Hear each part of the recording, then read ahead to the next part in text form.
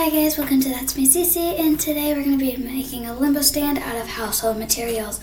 First, before you start this video, you're going to make sure you have two poles wide apart from each other. It doesn't matter what shape it is, it's just as long as it's wide apart from each other.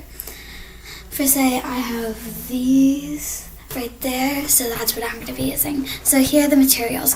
First, I'm using kid yoga mats. Two of them, so I can fit it in between.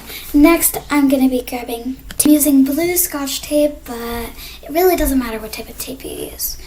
It's just easier to get it off of the mats at the end. Third thing I'm going to be using is scissors. Any scissors works, it just make sure you can cut and the type of yarn that you're going to be using, because the fourth material is yarn. Like I said, here's some string. I'm just using plain old yarn. If you don't have a wide enough thing to tie it around the distance, just combine two like I did with a simple knot.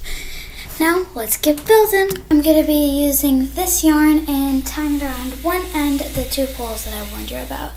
So I'm going to do it and show you it when I'm done. Now I'm done with it, and let me show you. So I have this side, just walking around to this side.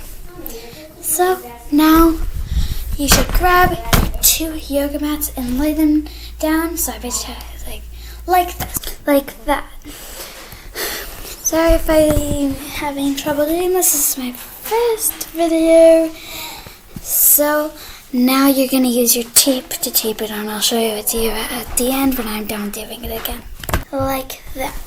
So yeah, but put the tape in between it so it doesn't have a crack in the middle.